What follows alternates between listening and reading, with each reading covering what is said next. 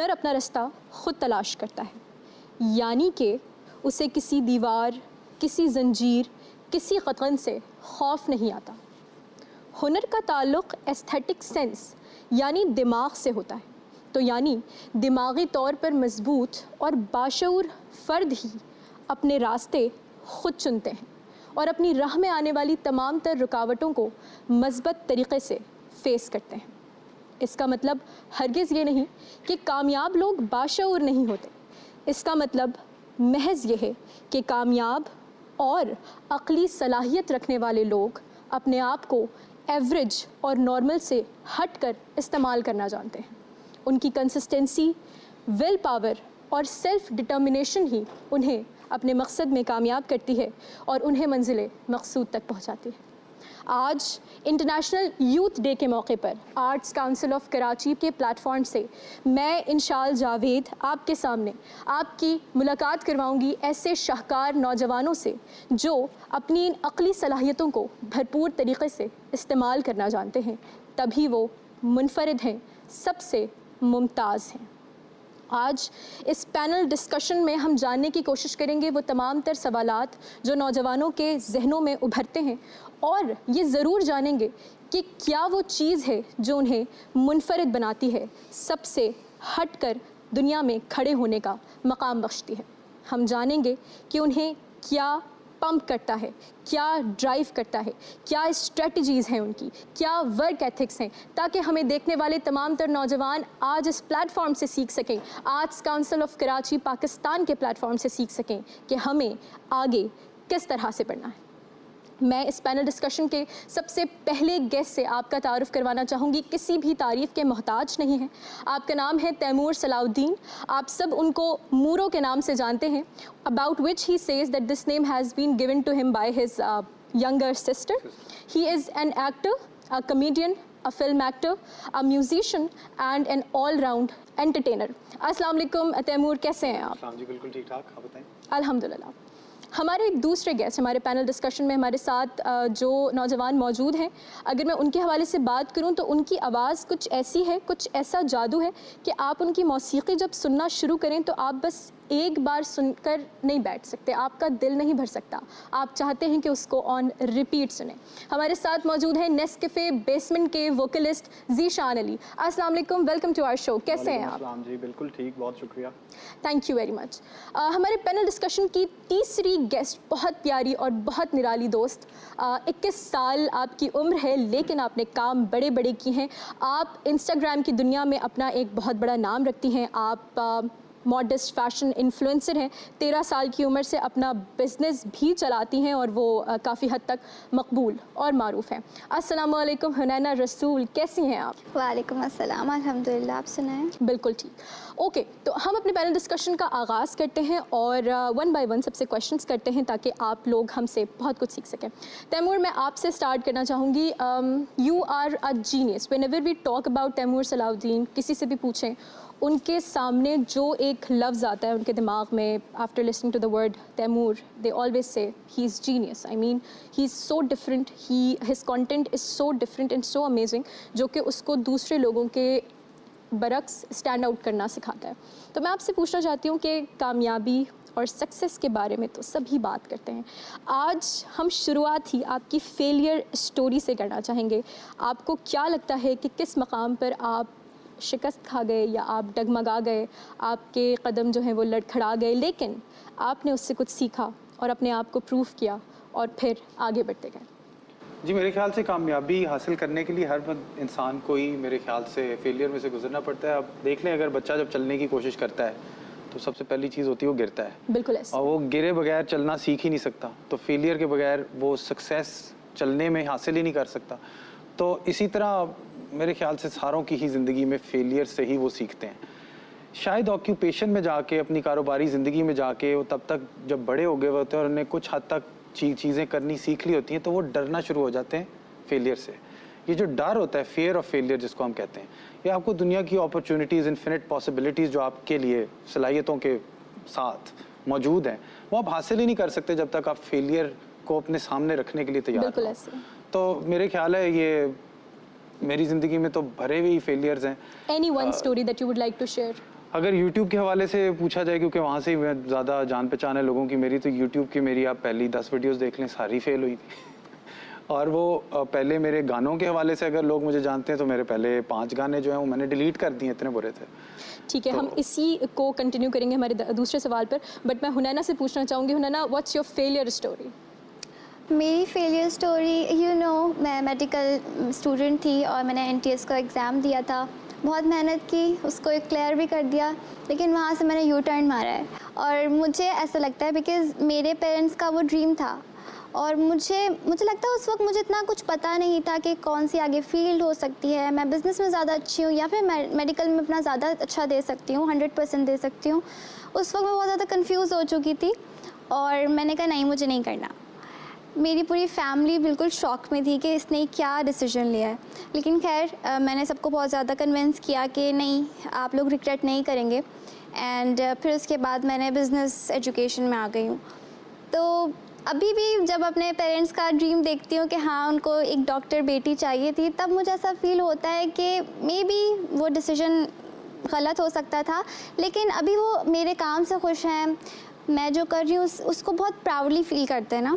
तो एक तरह से वो फेलियर समझ सकती हूँ मैं उस फील्ड में, लेकिन उसने मुझे स्ट्रांगली खड़ा होने का मौका दिया और मोर सक्सेसफुल बनाया। हुनैना, आपको मैं ये बताना चाहती हूँ कि कोई भी फील्ड या कोई भी प्रोफेशन के ऊपर लेबल नहीं होता कि ये शख्स इस प्रोफेशन में है तो कामयाब होगा। बिल्कुल। कामयाब इंसान अपनी सलाहियतों के बलबूते पर होता है, चाहे वो कोई अदना सा काम कर रहा हो या फिर वो कोई टॉप नॉच काम कर रहा हो। इस पॉइंट पर हमारे पेरेंट्स को ये समझने की ज़रूरत है कि उन्हें अपने ड्रीम्स या फिर जो ख्वाब उन्होंने देखे थे वो अपने बच्चों के ऊपर इम्पोज करने की बिल्कुल भी ज़रूरत नहीं है।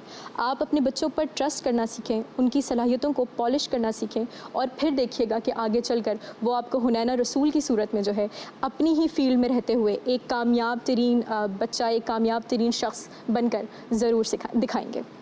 ज़ीशान, मैं आपकी तरफ आना चाहूँगी। आपको क्या लगता है कि किस मकाम पर आप जो हैं वो नाकाम रहे? मेरे घर का जो माहौल था लाहौर में, तो वो इस तरह का था कि मुझसे छोटा सिर्फ एक भाई, तो तवज्जो जो होती है वो या तो सबसे बड़े वाले को मिलती है या सबसे छोटे वाले को। तो हमारे यहाँ ये था कि मैं बिल्कुल वो बीच में कुछ भी कर रहा हूँ तो किसी को कोई मिडिल चाइल्ड का फिक्र नहीं थी कि क्या सीन है ना इसका। तो मैं अपने इंटर के बाद जब मैंने बीकॉम आईटी पढ़ना शुरू किया, तो उस वक्त मैं प्रेसिडेंट था डिबेटिंग सोसाइटी, ड्रामेटिक्स का भी और म्यूज़िक सोसाइटी का भी एक ही टाइम पे। तो मुझे वो सारी चीज़ें और कॉम्पिटिशन्स हुआ करते थे, तो उसमें मुझे पार्टिसिपेट खुद भी करना होता था और अपनी उस टीम को भी प्रिपेयर करना होता था ताकि हम वहाँ से ट्रॉफीज़ लेके आएँ और फिर कॉलेज हमारा खुश हो जाए। उस चीज़ में मैं इतना बिजी हो गया था वो करने में, और उसमें मैं बेस्ट था। लेकिन उससे ये हुआ कि जब मैंने एग्ज़ाम दिए बीकॉम आईटी के, तो मैं मतलब सारे के सारे एग्ज़ाम्स मेरे फारिग हो गए, फेल हो गया मैं, और मैंने घर नहीं बताया क्योंकि मुझे चाहे वो फिक्र नहीं करते थे, लेकिन जब उनको ये पता चलता कि ये फेल हो चुका है, डिग्री कॉम्प्रोमाइज़ हो रही ना, जो एक परसेप्शन, फिर बड़े मसाइल हो सकते थे। तो मैंने घर नहीं बताया और काफ़ी दिन मैं परेशान रहा। और फिर मेरे एक दोस्त ने मुझे, अब मैं कॉलेज भी नहीं जा सकता था क्योंकि अब वो सारी चीज़ें भी मुझसे छिन गई जिनकी खातिर मैं ये पढ़ाई को तवज्जो नहीं दे रहा था। तो मेरे एक दोस्त ने मुझे मशवरा दिया कि यार तुम ये करो कि इसका हल ये है कि अभी आप घर पे भी नहीं बताना चाहते, तो आप ये करो कि बीए के एग्ज़ाम दे दो आप प्राइवेट, जो कि 2 सालों के एग्ज़ाम आप एक ही साल में दे सकते हो। तो उससे ये होगा कि घर वाले आपसे उनको भी कोई मसला नहीं होगा कि आपके साल ज़ाया हो गए या पढ़ाई नहीं हुई, और आप आगे कंटिन्यू भी कर सकोगे पढ़ाई को। तो मैंने बगैर बताए कोई 2.5-3 महीने में बीए के एग्ज़ाम दिए और अल्हम्दुलिल्लाह मैं पास हो गया। लेकिन वो जो टाइम था ना, वो फेल होने से लेके दोबारा खड़े होने तक का वो ज़हनी तौर पे मुझे बहुत चैलेंज था मेरे लिए कि मैं कैसे अपने आप को स्ट्रांग रखूं। और मुझे तैयारी भी करनी है नए एग्जाम्स की, और मुझे वो टेंशन भी है कि घर पता नहीं चलना चाहिए, अपने नुकसान होने का भी अंदर ही अंदर दुख हो रहा था। तो ये वो मेरे लिए सबसे तो क्या थॉट प्रोसेस था, मतलब उस ड्यूरेशन में ऐसा ज़ीशान अली ने क्या किया कि वो एक नाकामी से कामयाबी तक का सफ़र बन गया? अच्छा, उसके लिए मेरा ख्याल है कि म्यूज़िक ने मुझे बड़ा हेल्प किया। कैसे, बड़ी अजीब सी बात है कि क्लासिकल म्यूज़िक मैं सीख रहा था, मुसलसल उस्ताद के पास जाता था। तो क्लासिकल के अंदर ये होता है कि उस्ताद जो होता है वो सिर्फ आपको उस आर्ट की, क्लासिकल म्यूज़िक की ही तालीम नहीं दे रहे होते, वो पूरा एक आपको आपकी पर्सनैलिटी चेंज कर रहे होते हैं। बिल्कुल। वो आपको ये भी सिखाते हैं कि आपको बात कैसे करनी है, बेशक। आपको महफिल में बैठना कैसे है। तो ये सारी चीज़ें भी वहाँ पर मुझे हो रही होती थी, और वो आपकी तबीयत में, आपकी नेचर में सुकून भी पैदा करने की बिल्कुल, कोशिश बिल्कुल। करते हैं थ्रू म्यूज़िक। उसके लेसन्स इस तरह के होते हैं कि आप खुद ब खुद आपकी तबीयत में ठहराव पैदा हो जाता है। बिल्कुल। तो मैं म्यूज़िक जो है वो अपना उसी तरह कर रहा था जैसा सब कुछ ठीक चल रहा था, तो मैं कर रहा था। मुझे दिन में 4, 5, 6 घंटे रियाज़ करना ही होता था। होता ये है कि जब आपको लाइफ में किसी चीज़ में आप फेल हो जाते हैं तो आप फेस नहीं कर पाते उन लोगों को जो आपके ही सर्कल के होते हैं और कामयाब ऐसे होते है। हैं। वो ज़्यादा तकलीफ दे ऐसे है। एक चीज़ होती है। तो मैं समहाउ म्यूज़िक की वजह से मैं उनको फेस नहीं कर रहा था। मैं अपना वो सारा टाइम, बल्कि अब मुझे मज़ीद टाइम मिल गया था और मैं पागल था म्यूज़िक के पीछे। तो मुझे पहले जो मैं 2 घंटे रियाज़ कर रहा होता था, तो वो 5-6 घंटे का टाइम हो गया था। रियाज़ करते वक्त मुझे कुछ याद नहीं होता था कि मैं फेल हुआ हूँ वाओ वाओ या मुझे कोई परेशानी है। वाओ। ये हर किसी का इनफरादी वो है, लेकिन मैं ये फील totally करता था। understand that this on your very this point ना, कि आपको ज़िंदगी में एक डिस्ट्रैक्शन की ज़रूरत होती है, या फिर एक हॉबी कह लें आसान लफ्ज़ों में, जो आपको एक राह दिखाती है कि अगर ये नहीं तो क्या, मेरे पास और राहें जो हैं वो खुली हुई हैं। तैमूर, मैं आपकी तरफ आना चाहूँगी और जानना चाहूँगी कि जब आपने देखा कि आपकी 10 वीडियोज़ जो हैं वो फ्लॉप जा रही हैं और उनमें व्यूज़ नहीं आ रहे, या जो भी आप लोगों का क्राइटेरिया होता है, तो उस पॉइंट से निकलने के लिए आपकी क्या स्ट्रैटेजीज़ थी, और आप क्या बताना चाहेंगे अपने यंगस्टर्स को कि ये जो एक नाकामी का एक दौरानिया होता है उसको कैसे फेस करते हैं और अपने ग्राफ को किस तरह से हाई की तरफ लेकर जाते हैं? क्या वो चीदा बातें होती हैं? मैं शायद पिछली दफ़ा अपनी बात मुकम्मल तौर पे शायद बता नहीं पाया। मेरा भी एक्चुअली ज़ीशान की तरह, जहाँ तक पढ़ाई का मामला है, बहुत बुरे ग्रेड्स आते रहते, तो फेल होता रहा था, स्कूलों से बाहर निकाल दिया गया था, डिसिप्लिनरी इश्यूज़ होते थे, पढ़ाई के हवाले से ग्रेड्स भी अच्छे नहीं आते थे। तो वालिदैन मेरे पे गिव अप कर चुके थे कि ये इस लड़के का कुछ नहीं बनना, अभी अपना खुद ही करे कुछ। तो एक वक्त आया था कि उन्होंने कहा आप जो करना चाहते हैं कर। तो उनने मुझे मेरी जिस चीज़ में मेरी दिलचस्पी है, मुझे इजाज़त दी कि मैं वो पढ़ सकूँ, फिल्म मेकिंग। अब वो फिल्म मेकिंग जब मैं दिलचस्पी वाली चीज़ अपनी पढ़ी, तो फिर मेरे ग्रेड्स भी अच्छे आना शुरू हो गए। तो वहाँ से मुझे एक अंदाज़ा हुआ कि जिस चीज़ में मेरा रुझान है, जिस चीज़ में मेरा पैशन है, जुनून है, उसकी अगर मैं राह पे चलूँगा ना, तो कम से कम मैं फोकस के साथ काम करूँगा, मुझे खुद तसल्ली होगी कि कुछ ना कुछ निकल ही आएगा। तो पहली 10 वीडियोस से पहले मुझे ये रियलाइजेशन हो चुकी थी। उसके अलावा मैंने अपने हीरोज़ की भी कहानियाँ पढ़ ली हुई थी कि उनके भी साथ भी ये होता है, पहली 2-3 वीडियोज़ या फिल्में भी लोगों की फ्लॉप हो जाती हैं, करोड़ों के नुकसान हो जाते हैं लोगों को। तो मैंने कहा मेरा तो कुछ भी नहीं हुआ। तो मैंने उसके साथ इसी तरह ही किया था कि लॉस है तो खैर है, क्योंकि एट द सेम टाइम मैंने अपने आप को सेफ्टी नेट में भी रखा हुआ था माली तौर पे। मैं कमर्शियल डायरेक्टर था तब तक, तो मैं कमर्शियल्स बना के पैसे बनाता था, वो सारे पैसे मैं अपनी वीडियोस पे खर्चता था। तो ये मुझे डर नहीं था, मैंने कहा अगला कमर्शियल कर लेंगे। That's great. तो हुनैना, आपको क्या लगता है कि आपने एक जो लो पीरियड होता है, एक फ्रस्ट्रेशन वाला पीरियड होता है, उससे निकल कर एक डेवलप्ड और ग्रोथ वाली जो फेज़ होता है, उस तक पहुंचने में आपको किन चीज़ों ने मदद की? जब इंसान फेलियर की तरफ से निकलता है और सक्सेस की तरफ जाता है, तो ये बहुत छोटा सा लगता है हमें रास्ता कि होता है, लेकिन जो इस फेज़ से गुजर रहा होता है उसी को पता होता है। लाइक ही सेड, वो मेंटल हेल्थ का एक फैक्टर आ जाता है, और हमारे सोसाइटी में इस चीज़ को नहीं समझा जाता, इम्पॉर्टेंट नहीं समझा जाता। एक बंदा उस चीज़ से गुजर रहा होता है, हम फील ही नहीं कर पाते। हमारी फैमिली, कोई भी हो सकता है, इस चीज़ को टैबू समझा जाता है, और मेरे साथ यही सारी चीज़ें थी। इसीलिए मैं मेंटल हेल्थ पे भी ज़्यादा बात करती हूँ। मुझे एंजाइटी होने लग गई थी, मुझे डिप्रेशन होने लग गया था, एक होता आइसोलेट करने लग गई थी मैं अपने आप को। लेकिन काफ़ी सारे दोस्त थे मेरे जिन्होंने मुझे हेल्प आउट किया, जिन्होंने मुझे बताया कि मेरे साथ हो क्या रहा है, कि हमें तो पता ही नहीं होता। उसके बाद जो मेरा बिज़नेस स्टडीज़ में मुझे जो आना था, उसके बारे में मुझे भी नहीं आइडिया था कि मैं करूँ क्या। मेडिकल से तो निकल गई।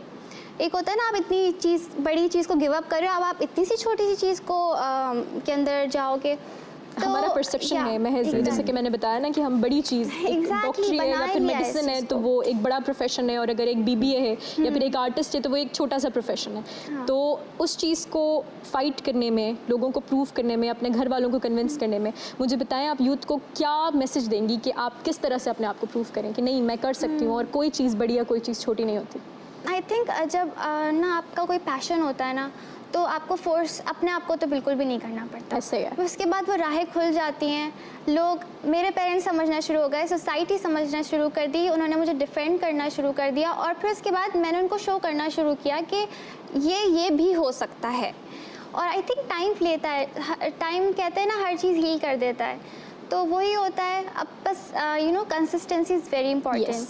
उसके अलावा जो आपका गोल है ना, आपका बिल्कुल you have to be very determined towards your goal, तो वो होना चाहिए। रहना है ना, मतलब हाँ, हमने लोगों की नहीं कुछ। सुननी है। एक वक्त आया था, वो तो हर किसी की लाइफ में आता है, वो एक गिर के ही इंसान संभलता ऐसे है, है। उसको समझ में आता है, वो सीखता है कि हाँ बस लोगों की बातें नहीं सुननी है, अब आपको बस अपना जो गोल है ना उसको achieve गिव करना है। Yourself some time, go easy on yourself, learn from your mistakes and learn how to stand up after falling down. Zishan, what do you think in your profession? Who is your inspiration? What how did you come into music? I really want to know about it. अच्छा, music के हवाले से ये है कि मैंने ये नहीं सोचा था कि पैसे के लिए या इससे मुझे पैसे आएंगे इसलिए मैं ये करना चाहता हूँ। मैं जिन लोगों से इम्प्रेस हुआ था, मुझे बस उन जैसा बनने की ख्वाहिश थी।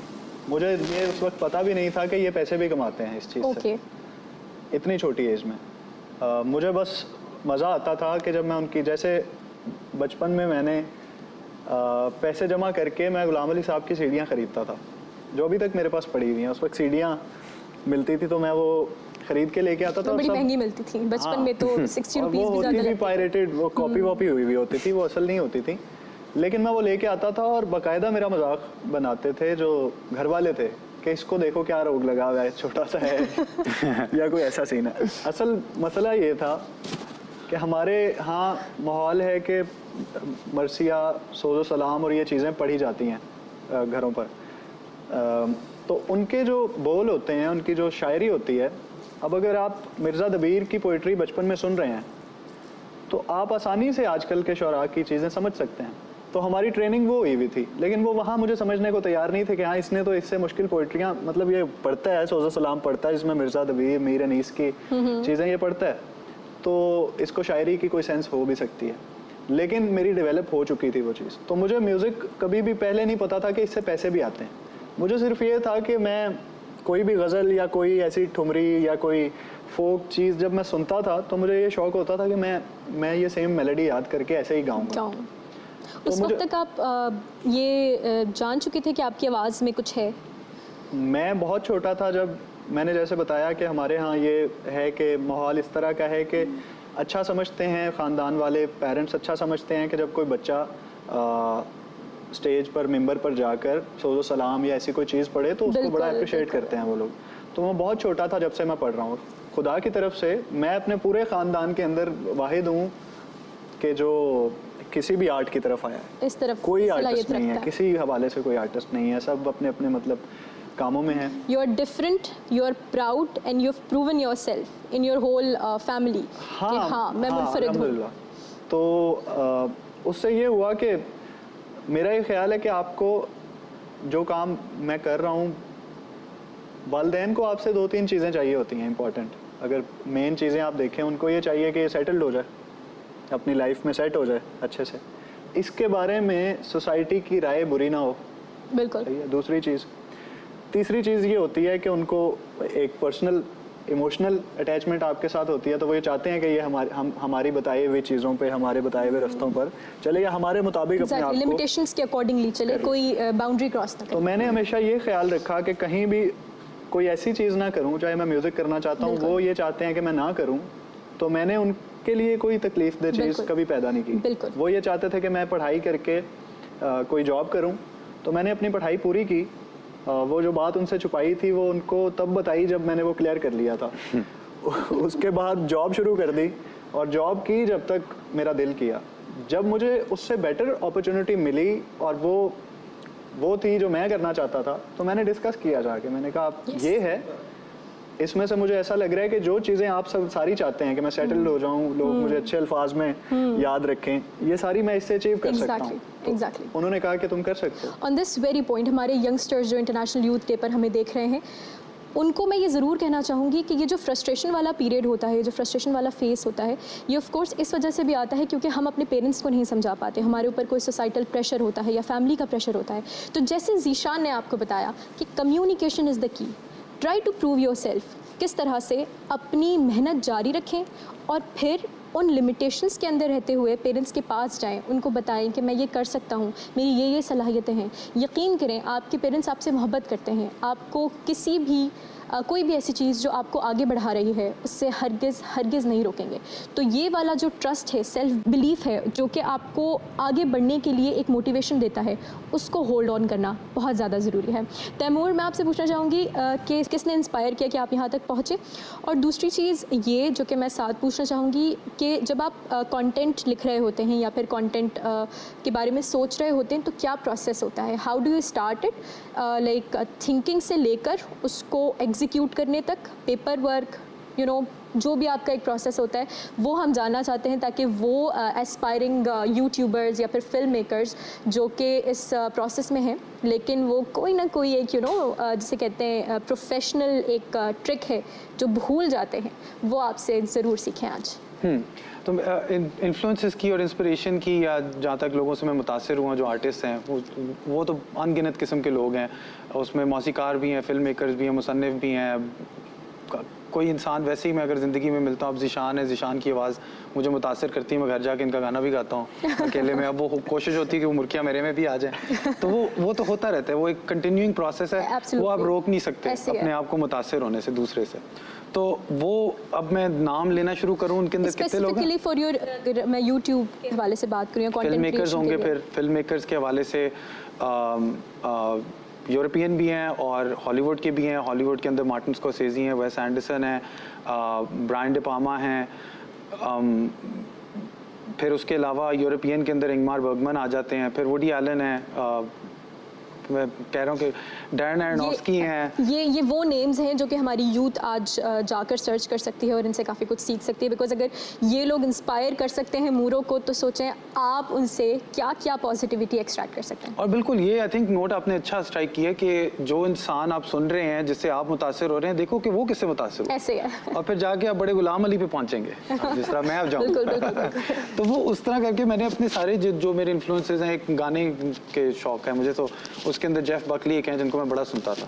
फिर उनसे मुझे पता चला कि वो फ्रेडी मर्क्यूरी को सुनते थे, तो फिर मैंने उनको भी जाके सुना। तो इस तरह भी आपको और पता चलता है कि ये कहाँ से आ रही है, इसकी क्या ट्री है, ये दरख्त की तरह निकले ना।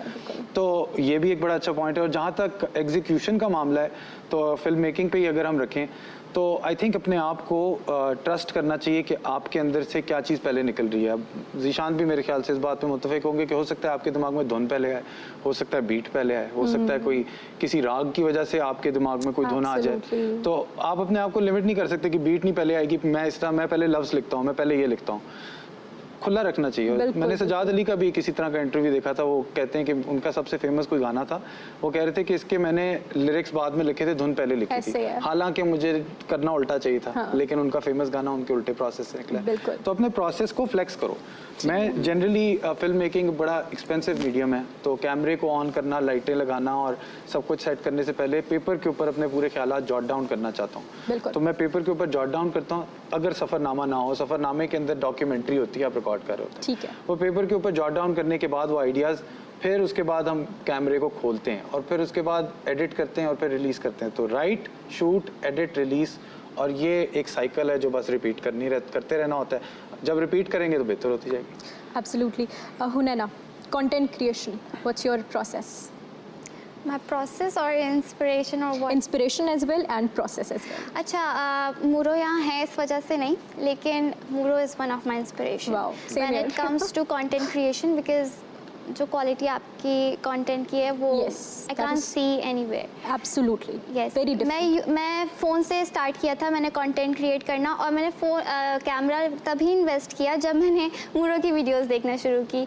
मैं मम्मा को भी बताती रहती हूँ, मम्मा मुझे पूछती रहती कौन है। इवन हम जब यहाँ आ रहे थे ना, तो आई टोल्ड हर कि मैं मूरो से मिलूँगी। मेरे भाई बहुत ज़्यादा एक्साइटेड थे because he is one of my inspiration. And और बाकी और बहुत ज़्यादा इंस्पिरेशन लाइक मेकअप से रिलेटेड अगर बात करूँ, मैं मॉडर्न फैशन से रिलेटेड बात करूँ, क्योंकि फ़ैशन में तो दे आर लाइक आप जहाँ जा रहे हो, आप किसी एनिमल को देख रहे हो, आप कोई प्लांट देख रहे हो, आप नेचर देख रहे हो, आप उससे इंस्पायर हो सकते हो। एक आम आदमी, इवन फ़कीर, आप उसके कपड़ों से, उसकी चीज़ों से, उसके स्टाइल से आप उससे भी इंस्पिरेशन ले सकते ऐसे हो। है। छोटी छोटी चीज़ों से भी आप इंस्पिरेशन ले सकते हो। अब मेरी हर जगह, हर फील्ड की, मतलब जैसे मैं मेकअप में हूँ तो there are so many makeup artist, international, national. छोटे जो बच्चे होते हैं उनके पेंट आर्ट्स, हमारा नेचर जो है, क्योंकि मेरे मेकअप में काफ़ी सारी ये चीज़ें नेचर से रिलेटेड होती हैं, तो मैं उस ट्रांसफॉर्मेशन आर्ट को अपने मेकअप में लेकर आती हूँ। मॉडर्न फैशन इंस्पिरेशन मेरी मम्मा है, बिकॉज उन्होंने मुझे हमेशा बोला है जो भी चीज़ करो उसमें मॉडेस्टी होनी Wow, चाहिए। wow. एंड मैं वही लिमिटेशंस एंड बाउंड्रीज वाली बात Exactly. आ गई ना, कि आपको पेरेंट्स भी फिर उस राह पर चलने की इजाज़त देना शुरू कर देते हैं जब उन्हें इस बात का कॉन्फिडेंस आता है कि मेरी बच्ची जो है हमारा ट्रस्ट कभी भी नहीं तोड़ेगी। बिल्कुल ऐसे ही है। बिल्कुल, और आपकी वैल्यूज़ आपके साथ चल रही ऐसे ही होती हैं। और आई थिंक मैं ये लोगों को बताना चाहती हूँ कि you can look fashionable and you can look cool modesty के साथ yes, भी। yes.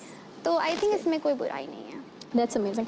ज़ीशान, मैं आपकी तरफ आना चाहूँगी और आपसे पूछना चाहूँगी कि आपको क्या लगता है कि ये जो भी एक थॉट प्रोसेस होता है, या ये भी जो क्रिएशन होती है, जो आइडियाज़ होते हैं, ये गॉड गिफ्टेड होते हैं या ये एक एक्वायर्ड स्किल है? फॉर एग्ज़ाम्पल, जैसे कि हम जब भी प्रोसेस की बात करते हैं तो बताया कि ठीक है आप उसको नोट डाउन करें, शूट करें एंड देन ये वाले सारे काम करें, लेकिन बच्चे यानी हमारी जो यूथ है वो इस पॉइंट पर रुकती है कि हम लिखें कैसे, हमारे पास आइडियाज़ ही नहीं आ रहे। मतलब क्या फिर, मतलब like for example for me, मेरे पास आइडियाज़ कैसे आते हैं? सॉलिट्यूड चाहिए होता है मुझे, ठीक है, उसके बाद रिसर्च चाहिए होती है, मैं फिर एक दिमाग चाहिए होता है, सोसाइटल इशूज़ हैं या फिर कुछ है जो चीज़ मुझे डिस्टर्ब कर रही है, फिर मैं उसको महसूस करती हूँ और फिर लिखने की कोशिश करती हूँ। So what do you think कि ये बस अल्लाह मियां की तरफ से नुज़ूल होता है जैसे शायरों को होता है, या फिर ये एक्वायर किया जा सकता है?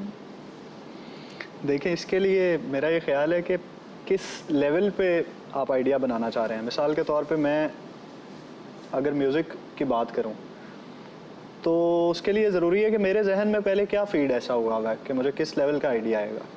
बिल्कुल। मेरे जहन में वही आएगा जो पहले मेरे जहन में भरा हुआ है, तो वो मैंने क्या भरा है, क्या देखा है, क्या सुना नेगेटिविटी है। And positive, yes absolutely. So जैसे मैंने बताया कि बचपन से मेरा मजाक उठता रहा इस बात पे कि देखो ज़रा एज देखो इसकी और सुन किनको रहा है। जैसे अभी आपने कहा कि बड़े गुलाम अली खान साहब, मैं बहुत छोटा था जब मैं इंट्रोड्यूस हो चुका था इनके साथ।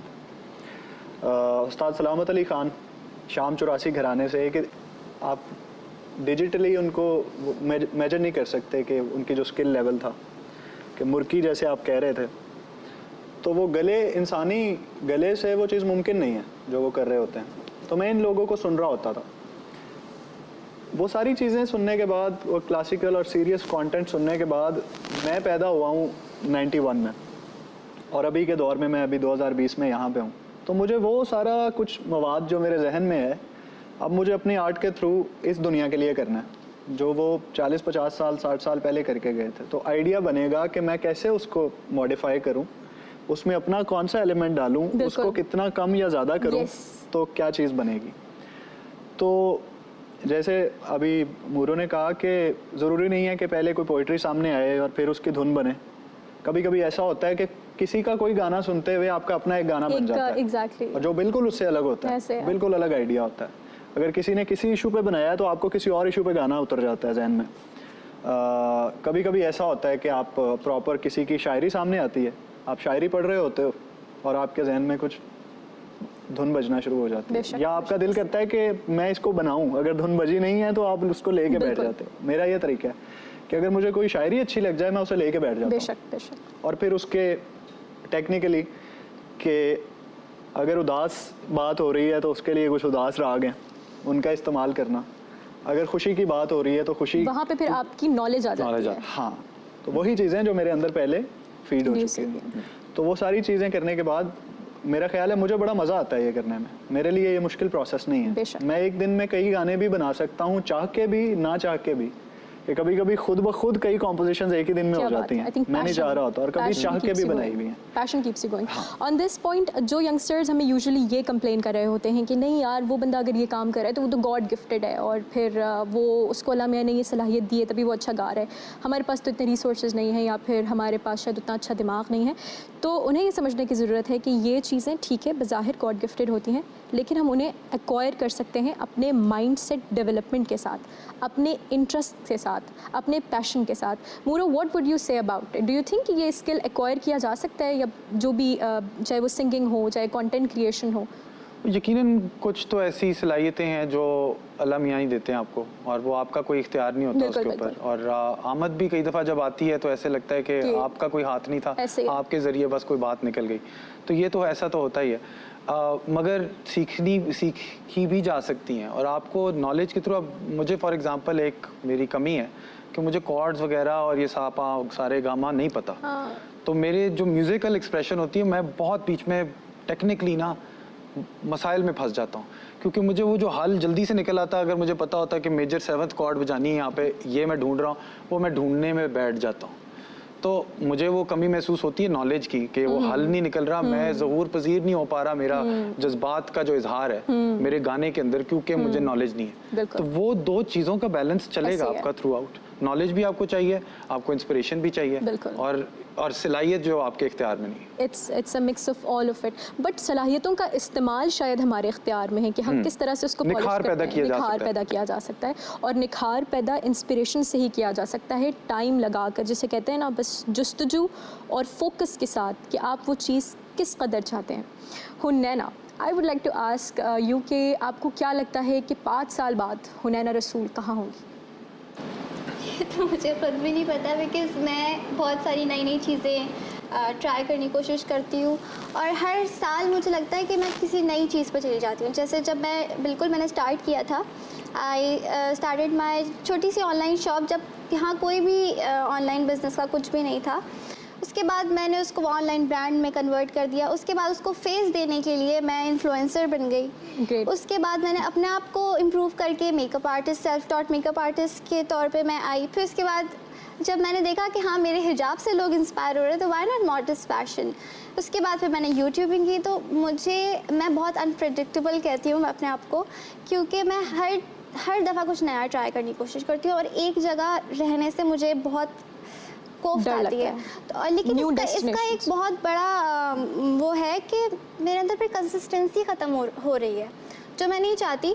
इसीलिए मैं कोशिश करती हूँ जो चीज़ मैं करती आ रही हूँ उसको भी साथ लेके चलूँ। एक जॉनरा रखो। जी। और लेकिन मम्मा मेरे बाबा कहते हैं कि तुम क्या क्या चीज़ों को बैलेंस आउट करोगी, अभी भी काफ़ी सारी चीज़ें एक साथ हाउ चल डू रही यू डू होती हैं। That? you're doing it amazingly. Balance तो चल रहा है, हो तो जाता कैसे है होता जब आप वो चीज़ कर रहे होते हो ना जो आपको खुशी दे रही है, वो चीज़ कर रहे होते हो जो आपको सेटिस्फाई कर रही है, तो रास्ते आप बनते जाते कर हैं। लेते हो वो चीज़ जो आपको एक होता है सेटिस्फैक्शन। लोग कहते हैं पैसे से आता है, पैसे से नहीं आता। वो एक रियल हैप्पीनेस किसी और चीज़ से आती है। वो अचीवमेंट जो आप सोच रहे होते हो कि मैंने ये दिमाग में आप बना के रखते हो कि यार ये चीज़ होनी है। जैसे कोई, मैं आपको आर्ट बता देती हूँ, एग्जाम्पल दे रही हूँ। मैंने एक दिमाग में सोचा हुआ कि मैंने ये आर्ट क्रिएट करना है अपने फेस पे, और वो उसी तरह से निकल के आ जाता है। You are not earning through it, but एक सेल्फ सेटिस्फैक्शन है। You expressed yourself. एग्जैक्टली। तो वो जब आप कर रहे होते हो तो हर चीज़ बैलेंस आउट हो जाती है, चाहे वो पढ़ाई हो, चाहे वो बिजनेस हो। चीज़ों को प्रायोरिटाइज कर लूँ, उस हिसाब से करूँ। यानी कि ये बातें आप उस शख्स के मुंह से सुन रहे हैं जो यूट्यूबर्स भी हैं और इन्फ्लुएंसर्स भी हैं, और हमारे दरमियान एक कॉमन सा परसेप्शन आ गया है कि यार यूट्यूबर है तो इफ़ ही और शी इज़ मेकिंग वीडियोस तो इसको कमाना ही है, या फिर इसने कुछ ज़्यादा अर्न करना है, because YouTube is a platform जो कि आपको जो है वो पैसे भी मुहैया करा होता है। लेकिन जैसे कि आज आपने इन कंटेंट क्रिएटर्स के मुँह से ख़ुद सुना कि पहले जो मकसद होता है वो एक्सप्रेशन होता है, वो अपने आप को सेटिस्फाई करना होता है अपने पैशन से रिलेटेड, और पैसे आना या पैसे ना आना फिर वो सेकेंडरी हो जाता है। Chain, what do you think about it? Do you really think कि आप जो भी डिलीवर करते हैं लोगों को वो आपके लिए डिलीवर करने की हद तक इम्पोर्टेंट होता है या फिर एक उसकी मोनेटाइजेशन ज़्यादा इम्पोर्टेंट होती है? मेरा ख्याल है दोनों चीज़ें इंपॉर्टेंट होती हैं। पहली चीज़ तो ये है कि आप खुद सेटिस्फाई होने चाहिए। ऐसे है। मिसाल के तौर पे अगर मुझे 2 ऑप्शंस मिले हैं ऐसी कि ये 2 गाने हैं, एक ऐसा हो कि जो मैं नहीं करना चाहता, पैसे मिलेंगे, और दूसरा ऐसा हो जो मैं करना चाहता हूँ, पैसे नहीं मिलेंगे, तो मैं वो दोनों करूँगा। बिल्कुल बिल्कुल ऐसे है। क्योंकि दोनों चीज़ें इंपॉर्टेंट है। हैं। आप इस हकीकत से मुंह नहीं मोड़ सकते कि पैसे चाहिए होते हैं।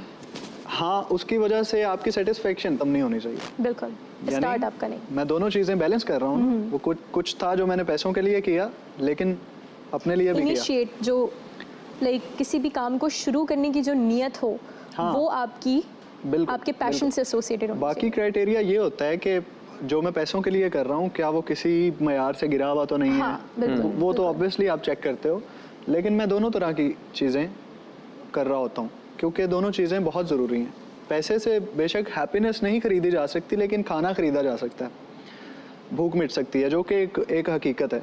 ऐसे है। पेट खाली के साथ आप जिंदा नहीं रह सकते ना। बिल्कुल बिल्कुल। हम इस अपॉर्चुनिटीज़ के हवाले से भी ज़रूर बात करेंगे कि यूथ के पास क्या अपॉर्चुनिटीज़ हैं। फिल वक्त मैं आपसे ये जानना चाहूँगी कि आप where do you see yourself after 5 years? मुझे लगता है मैं लाहौर में होऊंगा और अपना एक स्टूडियो होगा मेरा, Wow. जिसमें मैं वो म्यूज़िक बना सकूंगा जो मैं अभी तक नहीं बना सका। Wow, that's great.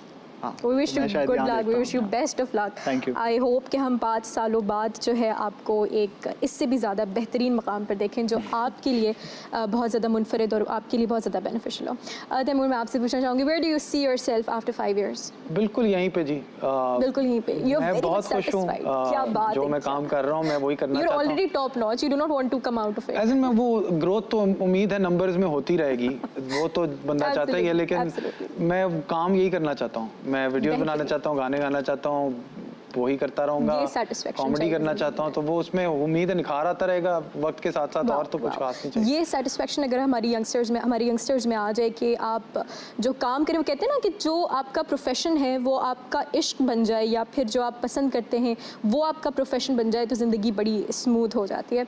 तैमूर, मैं आपसे पूछना चाहूँगी कि आप क्या समझते हैं कि इस पॉइंट पर, इंटरनेशनल यूथ डे के मौके पर, आपकी फील्ड से related, whether you are a comedian, whether you are a film maker, या फिर जो भी आप काम करते हैं, वो उससे जो आपने सीखा है, यूथ उससे क्या अपॉर्चुनिटीज़ क्रिएट कर सकती है, यानी उनके पास क्या प्लेटफॉर्म्स हैं, आपने किस तरह से क्रिएट किया, आपने उस से क्या फ़ायदे हासिल किए, और अब यूथ को भी ऐसा करना चाहिए? मेरे ख्याल से यूथ खुद मेरे से ज़्यादा अवेयर है कि कौन कौन से नए प्लेटफॉर्म्स आ रहे हैं, क्योंकि आपको पता है प्लेटफॉर्म्स टिकटॉक वगैरह सब रोज़ नए कोई प्लेटफॉर्म आ जाते हैं। तो जो भी नया प्लेटफॉर्म है मैं खुद भी ट्राई करता रहता हूँ। आपको जो सूट करे आपकी सलाहियतों के हिसाब से आप उसको इस्तेमाल करें, अपने पैगाम आगे अपनी ऑडियंस को पहुँचाना है। आपके पास अगर पैगाम है, दिल में कुछ कहने के लिए है, ये पहली चीज़ है। ये अगर आपके पास है तो फिर आगे आप सारे प्लेटफॉर्म्स जो भी हैं किसी को भी इस्तेमाल करें। But what about the scope? For example, एक कॉमेडियन का क्या स्कोप है पाकिस्तान में रहते हुए, एक फिल्म मेकर का क्या स्कोप है, एक लाइक आप म्यूजिशियन भी हैं तो उसका क्या स्कोप है? उस हवाले से जो यंगस्टर्स हैं वो किस राह पर चलें? यानी मेरे ख्याल से यंगस्टर को अपने अंदर झांक के पहले देखना होगा कि उनकी अपनी सलाहियतें क्या है, क्या कमज़ोरियाँ हैं, क्या मजबूतियाँ हैं, उसके हिसाब से अपने आप को पहले वो समझ लें कि वो खुद क्या हैं। सेल्फ रियलाइजेशन के लिए सेल्फ रिफ्लेक्शन भी तो चाहिए होगी। सेल्फ रिफ्लेक्शन कर लें, समझ लिए क्या है, अब उसके आगे जो भी आपके पास अब क्योंकि बात ही कि अब मैं लेट से 50 साल बाद ये टिकटॉक, यूट्यूब सब खत्म हो जाएगा, कुछ और नया होगा, उसका नाम पता नहीं क्या होगा, हो सकता है वर्चुअल रियलिटी की दुनिया में हो। तो नसीहत ऐसी देनी चाहिए जो 50 साल बाद भी चल सके।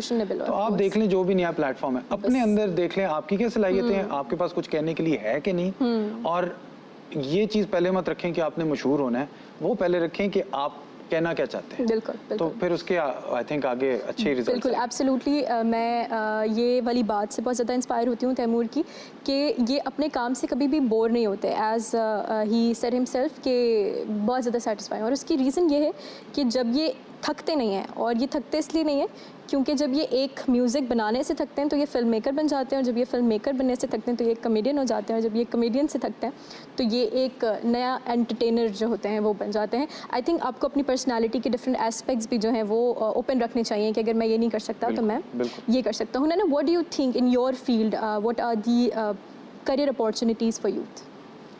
आई think being a social media influencer, मैं एक एग्जांपल दूंगी कि जब आप कहीं शॉप लेने जाते हो तो आपको उसका रेंट देना पड़ता है, इलेक्ट्रिसिटी बिल होता है, इतनी सारी रिनोवेशन की चीज़ें होती हैं, लेकिन ये प्लेटफॉर्म्स ना आपसे रेंट ले रहे हैं, ना इलेक्ट्रिसिटी बिल ले रहे हैं, ना आपको कोई रिनोवेशन दे रहा है। एक रूम है, समझे, बहुत सारे रूम्स हैं, हर किसी डिफरेंट आईडीज़ हैं। Now it's you who can make most out of it, right? तो कोई किसी ने कोई शॉप खोली हुई है, किसी ने, आप सोच लें मैं एक इन्फ्लुएंसर हूँ, कोई कुछ भी कर सकता है, यू कैन डू एनीथिंग।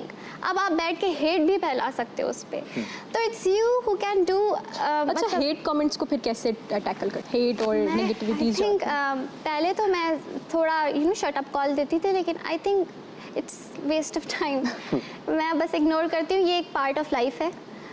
मैं इससे भी सीखती हूँ। मैं ये नहीं कि इग्नोर करके, उनकी बातें ज़रूर सुनती हूँ, मैं सारी चीज़ों को नोट कर रही होती हूँ कि हो क्या रहा है, what people want to change in me, लेकिन उससे डीमोटिवेट नहीं होती। एब्सोल्युटली, एज हुनैना सेड ना कि जो भी इनको नीचा दिखाने की कोशिश कर रहा है, ये उनकी आंखों में आंखें डालकर कहती हैं कि मेरी हर हकीकत को ख्वाब समझने वाले, मैं तेरी नींद उड़ाने के लिए काफ़ी हूँ। जो बात है। Zeeshan, what do you think music में? देखिए, पहले काफ़ी मुश्किल था, यानी जिन लोगों से मैं इंस्पायर हूँ वो बहुत मुश्किल दौर से गुजरे हैं। कि मेहदी साहब जब हिट हुए हैं उस वक्त उनकी एज 40 के करीब थी। तो रीज़न क्या थी? ज़राए जो थे जिसके ज़रिए आप लोगों तक अपना काम पहुंचा सकते हैं वो बड़े कम थे। रेडियो पाकिस्तान था, पीटीवी था, या फिर ऐसे लाइव था, और कोई सीन नहीं था ऐसा। और वाइनल और ये चीज़ें बनाना इतना एक्सपेंसिव था कि वो कोई इंडिविजुअल आर्टिस्ट अपनी बना नहीं पाता था। अब मेरा ख्याल है कि बहुत आसान है। अब आपको जो वाहिद चीज़ करनी है वो है मेहनत। किस चीज़ पे? अपनी उस स्किल को या अपने उस आर्ट को बेहतर, इतना बेहतर बनाने की कि आप देखें ऑप्शंस कितनी हैं। कि अगर आप सोशल मीडिया खोलते हैं तो एक दिन में हज़ारों वीडियोस अपलोड हो रही हैं, उनमें से मुनफरिद नज़र आने के लिए आपको मेहनत करनी पड़ेगी। सही है, उन सबसे ज़्यादा जो वहाँ पे कंटेंट चढ़ा रहे हैं। तो जब आप वो मेहनत करेंगे और उस दरिया के अंदर अपना भी एक जो है वो फेंकेंगे, तो आप ऑटोमेटिकली अलग नज़र आना शुरू हो जाएंगे। अब इतना आसान हो गया, अब आपको रेडियो पाकिस्तान के दरवाजे के आगे खड़े नहीं रहना किसी को कहने के लिए कि मुझे चांस दो। अब आपको किसी को कहने की ज़रूरत नहीं है। अब बड़े से बड़ा आर्टिस्ट भी सोशल मीडिया पर ही है, और जो बनना चाहता है बड़े से बड़ा वो भी वहीं पे है। यानी social media is a big power, that's why आपको हम मेहनत आज लाइव जो है वो सोशल मीडिया से कर रहे हैं। हाँ बिल्कुल।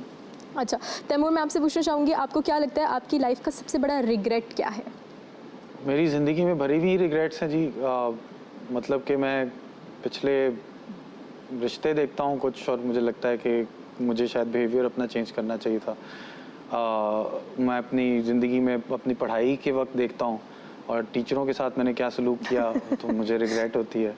वालिदैन के साथ मैंने कितने उनको मुश्किल वक्त काटने पड़े मेरी अपने मसाइल की वजह से।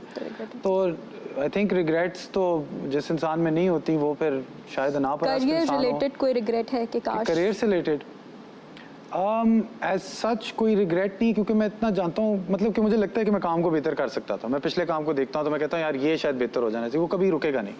लेकिन मुझे ये रिग्रेट नहीं, क्योंकि मैं जानता हूँ कि मैं अगर तब फिर से करूँगा ना फिर भी कोई गलती हो जाएगी, वो तो होनी तो उस तरह की रिग्रेट नहीं है कि मैंने वो ये कहनी नहीं चाहिए थी बात। बस रिग्रेट यही है कि ना होगी रिग्रेट तो इम्प्रूवमेंट भी नहीं होगी। तो ये पहचान है कि रिग्रेट्स होनी ज़रूरी है। जो आपकी काम में हम जो एक मुनफरिद अंदाज देखते हैं, कितना फ़ाइन आपका काम है, वो हम आजकल देख रहे हैं मूरों के ख़यालात के कंसेप्ट से जो आप वीडियोस बना रहे हैं, they are out of the world totally and totally. जैसे हम यूजुअली आजकल मैं यंगस्टर्स में सुन रही हूँ कि नेटफ्लिक्स जैसा कंटेंट जो है वो यूट्यूब पर जो है आपको फराहम किया जा रहा है, वो तैमूर सलाहुद्दीन के जहन और तैमूर सलाहुद्दीन की पर्सनैलिटी से निकलने वाले ख़यालात हैं, और वो इतने थॉट प्रोवोकिंग है कि अगर आप उनको देखें तो आप गुम हो जाते हैं। आपका दिल नहीं करता कि आप 1 मिनट बाद वो वीडियो बंद कर दें, बल्कि आप दूसरे मिनट और दूसरे मिनट से तीसरे मिनट, तीसरे मिनट से चौथे मिनट, चौथे मिनट से 16वें मिनट और 16वें मिनट से 40वें मिनट तक भी पहुंच जाते हैं, और आपका जो तजस्सुस है, आपकी जो दिलचस्पी है वो बरकरार रहती है। मूरा, मैं आपसे पूछना चाहूँगी कि हाउ and why?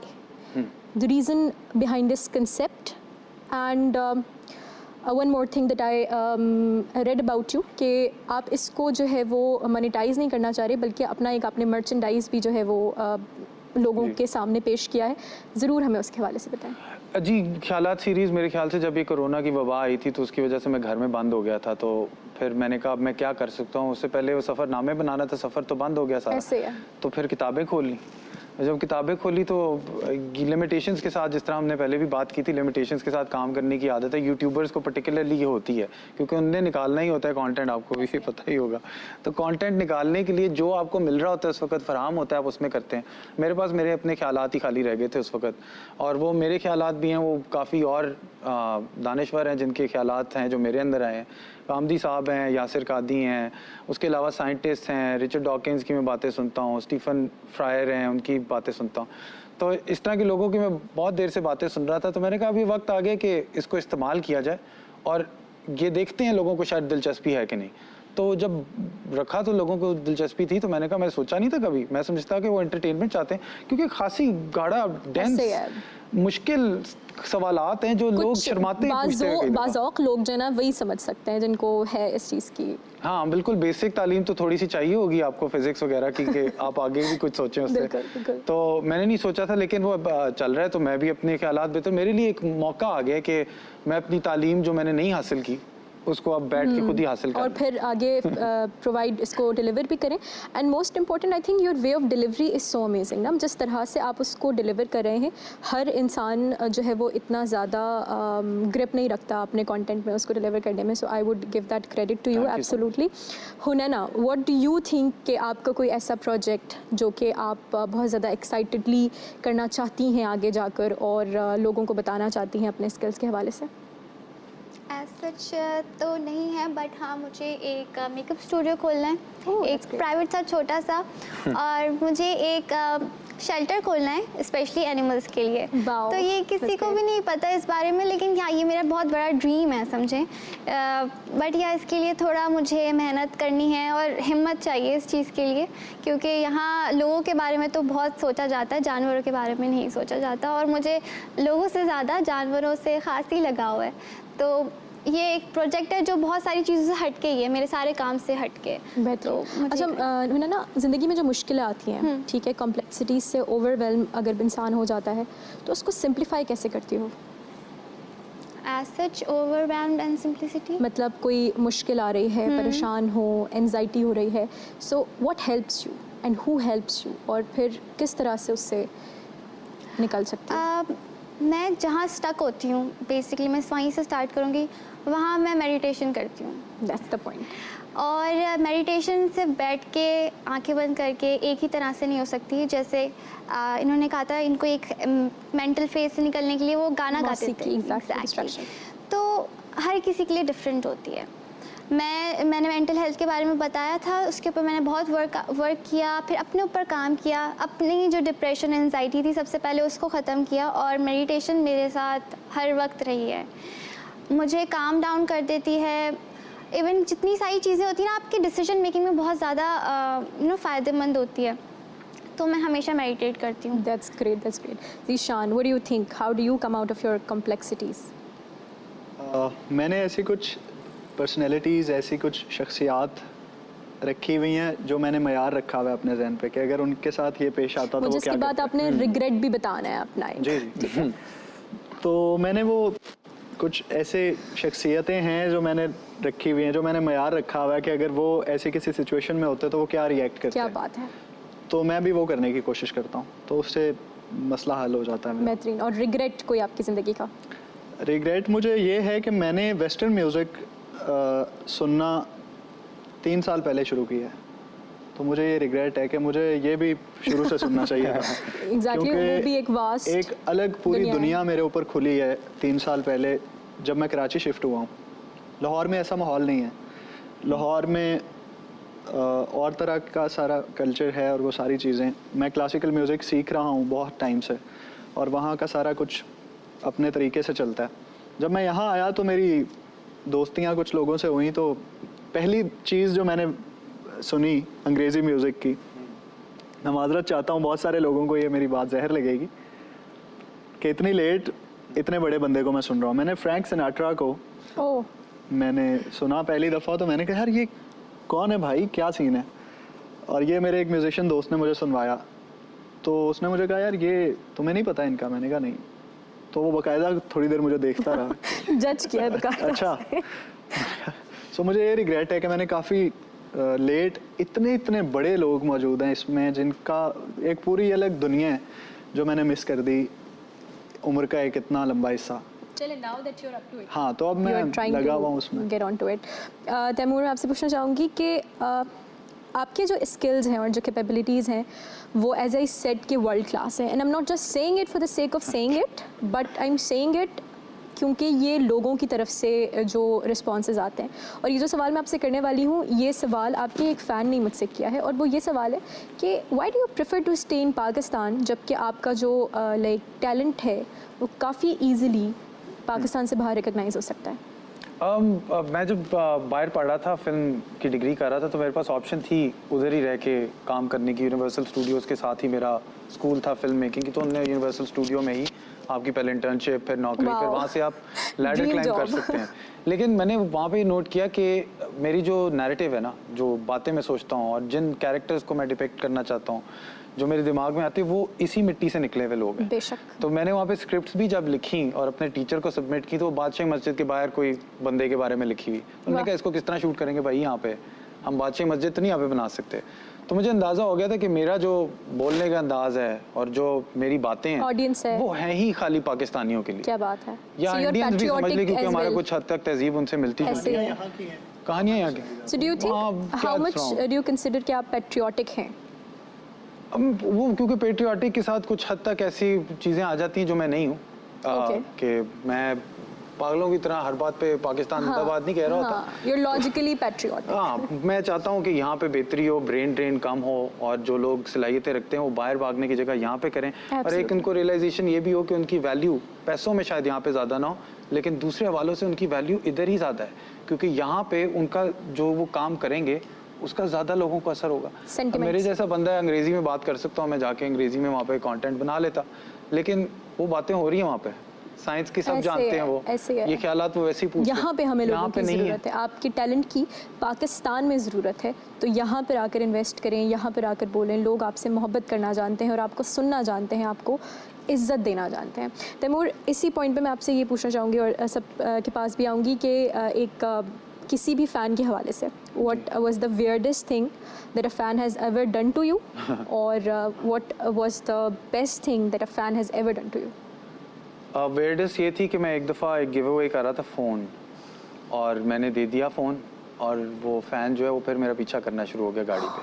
हमने एक जगह पे मुकर्रर किया था कि इधर सी व्यू के फलानी जगह पे आ जाना, मैं फ़ोन दूंगा, जिसने पकड़ लिया वो जो पहले पहुंच गया वो ले ले। तो पहले पहुंच गया, मैंने फ़ोन दे दिया, अब वो पीछा कर रहा है मेरी गाड़ी का। अब हम घुमाते रहे गाड़ी में और ईसान काफ़ी देर तक गाड़ी घुमाते रहे, फिर हम जब घर पहुंचे तो पता चला उसने घर देख लिया। अब वो घर आके घंटी बजा देता है, कभी कुत्ते से बातें कर रहा होता है मेरी, कभी वो खड़ा होता है वहाँ पे कई दफ़ा। तो वो एक अजीब सा एक्सपीरियंस था। और बेस्ट एक्सपीरियंस क्या था?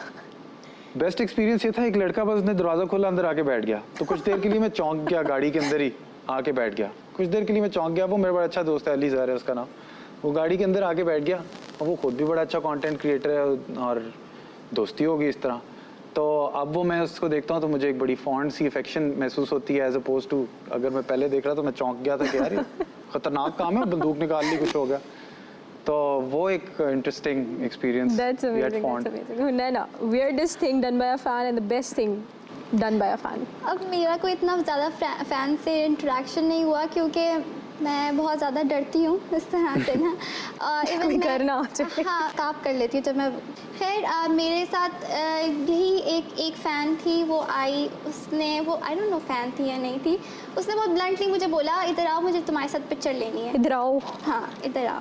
तो मैंने कहा जी बिल्कुल ठीक है, मैंने अपना फ़ोन निकाला, मैंने उसको पिक्चर दी, उसने मुझे बोला ये मेरा व्हाट्सएप नंबर है, प्लीज़ मुझे व्हाट्सएप कर देना। मैंने कहा ठीक है, और वो चली Like a boss. और फिर मैंने इसको व्हाट्सएप नहीं किया बिकॉज मैं डर गई थी, लिटरली मैं डर गई थी। ऐसे लोगों से इंसान डर जाता है। मतलब एक तो आपने पिक्चर खिंचवाई है, वो भी जो है आप मुझसे ही चाह रहे हो। हाँ, और आप Accept वो करें। कभी ऐसा हुआ नहीं है ना, क्योंकि जब कोई भी आता है बहुत हम्बली मिलता है। That's actually fair. और जो बेस्ट एक्सपीरियंस है वो उसी तरह से हुआ था कि मैं मॉल में थी और एक लड़की आई, शी स्टार्टेड क्राइंग, और मैं कंफ्यूज हो गई कि मैं क्या करूँ। Oh. फिर उसने मुझे हक किया, और वो हक करके बस वो 5 मिनट उसने मुझे हक करके रखा ना, मैं भी कंफ्यूज हो गई मैं अब क्या करूँ, उस बेचारी को कैसे रोकूँ। फिर उसके बाद मैंने उसको शाउट आउट दिया, मैंने कहा ओके, Wow. उसको ज़्यादा खुशी एक एसोसिएशन टाइम हो जाती वो है। अभी तक मैंने उसको फिर अपना खुद नंबर दिया कि ना वो रोना थोड़ा सा कम हो जाए। उसके बाद से हाँ। That is great. I think ये वाले जो perks हैं या फिर ये वाले जो flaws हैं ये आपके famous होने के साथ साथ आते हैं। And you enjoy it, you embrace it. क्या कर बहुत, सकते बहुत हैं? अच्छा। Zeeshan, weirdest and the best thing. Best पहले बता देता हूँ Sure, कि अभी sure. रिसेंटली मैंने एक बैंड ज्वाइन किया एज अ वोकलिस्ट, सुरख्वाब नाम है इसका। ये 2 वर्ड हैं, सुरख्वाब। Yes. तो उसका एक गाना अभी हमने रिलीज़ किया जो कि एक सूफ़ी ट्रैक था, क्लासिकल कॉम्पोजिशन थी। तो बेस्ट चीज़ ये हुई कि इस्लामाबाद का हमारा एक फ़ैन, जिसने हमारी पूरी एक वेबसाइट जो ऑथेंटिक अच्छे तरीके की डोमेन www.surkhab.com की ख़रीद के डेवलप करके सारा कुछ वो हमें गिफ्ट कर दी।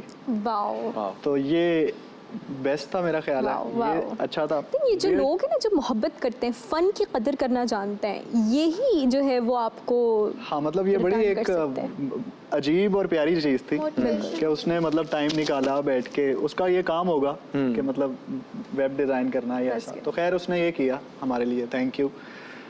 वियर्ड चीज़ें मेरे साथ बेशुमार हुई हुई हैं ज़िंदगी में, मतलब इतनी कहानियाँ फ़नी हैं बहुत ज़्यादा। जैसे कि सॉरी लेकिन आजकल ट्रेंड चला हुआ है सूफीज़म म्यूज़िक के हवाले से कि आई लव सूफीज़म ना, कुछ पता नहीं है उनको माजरत के कि साथ होती क्या चीज़ है। कि क्या कहा है बुल्ले शाह ने, किस मतलब क्या है, क्या सीन है। तो बस ट्रेंड है, फॉलो कर रहे हैं, उससे सुन लिया, इससे सुन लिया कि बुल्ले शाह कोई सूफ़ी हैं, उन्होंने ये लिखा है। तो मैं दुबई में एक शो परफॉर्म कर रहा था, तो एक खातून स्टेज के वो मैनेजमेंट में थी, तो वो स्टेज के सामने बड़ी देर से इशारा कर रही थी कि आपसे कोई बात करना चाहती हैं। तो खैर एक गाने के बाद दूसरे गाने के बीच में जो ब्रेक लिया, तो मैं बैठा और मैंने कहा आप कुछ कहना चाह रही थी। तो उन्होंने कहा आई लव सूफीज़म। तो मुझे थोड़ा सा अंदाज़ा तो हो गया। She knows nothing about. हाँ, You know उसके nothing. बाद to मैंने answer. कहा अच्छा जी, मैंने कहा बहुत आला, आप ठीक है, आप बताइए आप कुछ कहना चाहते थे। तो उन्होंने कहा मैं एक सूफ़ी कलाम की आपसे फरमाइश करना चाहती हूँ। तो मैंने कहा बताइए।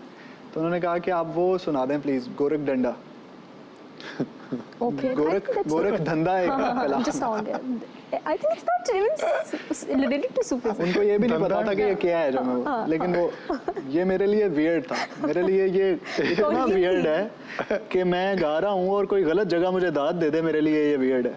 हाँ, कि जहाँ मेरे से गलती हुई है वहाँ वो कह रहा है वाह। तो मैं शर्मिंदा हो रहा हूँ, मैं शर्मिंदा हो रहा हूँ कि यार नहीं पता है, ये फेमस होने का ना बड़ा अच्छा पर्क है कि आपकी जो है वो गलती पर भी आपको वाह मिलती है, आह नहीं मिलती। नहीं मुझे उस वक्त शर्मिंदगी ये होती है कि मैं इनके सामने गा रहा हूँ जिनको पता ही नहीं है। You can't. तो ये शर्मिंदगी होती है, ये वियर्ड चीज़ है ऐसे है। कि जैसे कि एक दफ़ा राग दरबारी एक स्केल है, एक राग है, तो उसमें मैं गा रहा था, तो कुछ लोग ऐसे भी होते हैं थोड़ा लाइटर, मैं थोड़ा लाइट उसमें आ रहा हूँ मूड में, कि मैं राग दरबारी में कुछ गा रहा था। बहुत मशहूर राग है, आम सा स्केल है, एक मोड है, उसमें आप गाएं। तो मैं उसमें गा रहा था, तो एक साहब खड़े हो गए और कहने लगे कि दरबारी में हो जाए कुछ।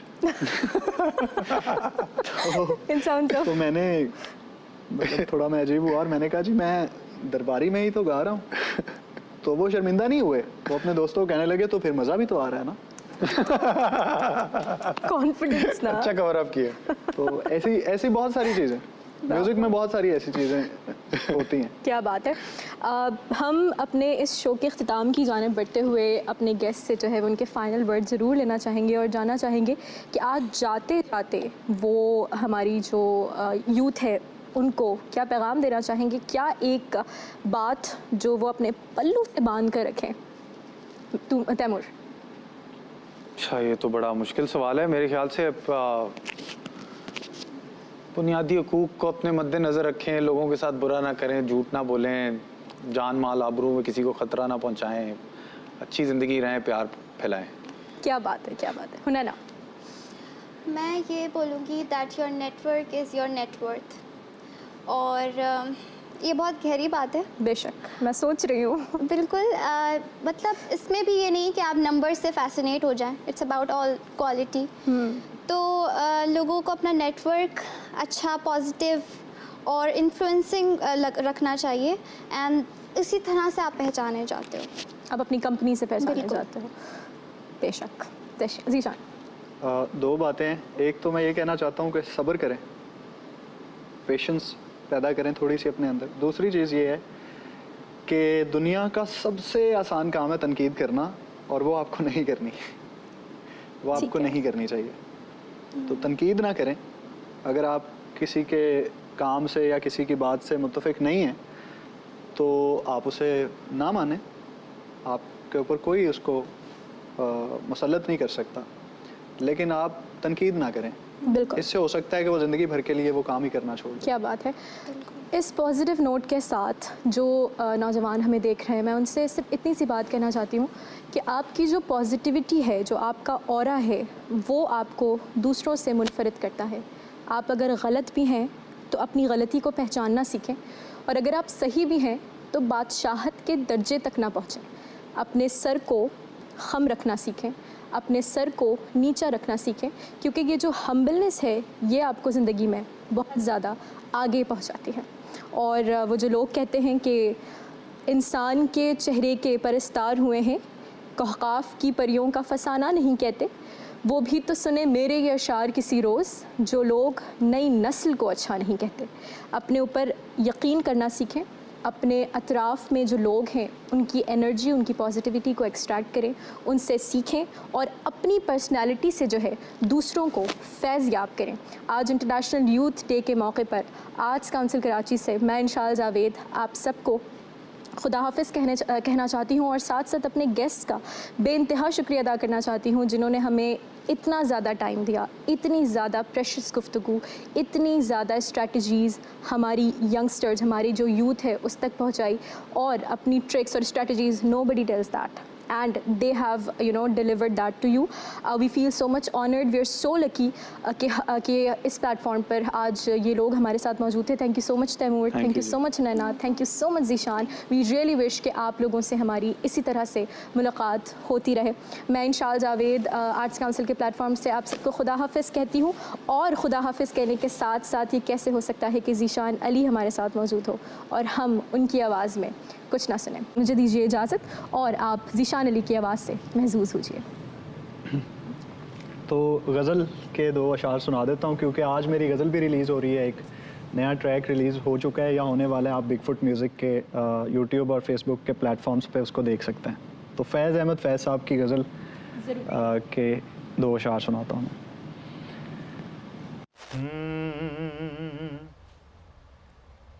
गुलों में रंग भरे बाद नौ बहार चले, चले भी आओ के गुलशन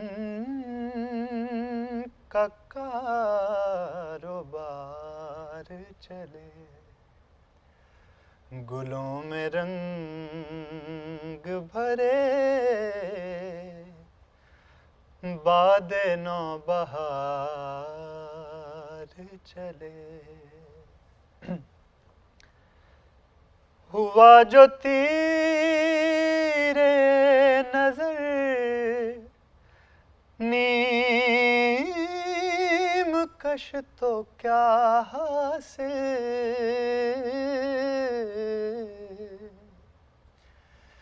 हुआ जो तीर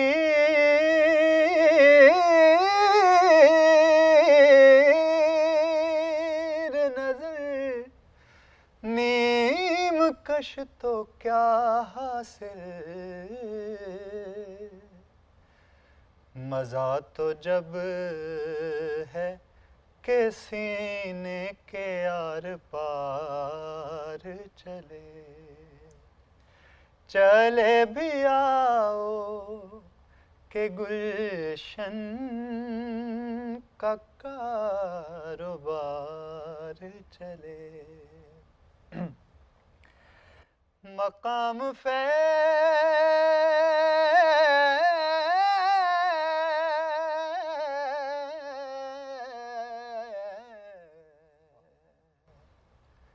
सगमदनी दनी दनी दनी दपगसनी रे सा मकाम फैज कोई राह में जचा ही नहीं जो कुए यार से निकले तो सुएदार चले चले भी आओ के गुलशन का कारोबार चले। Thank you.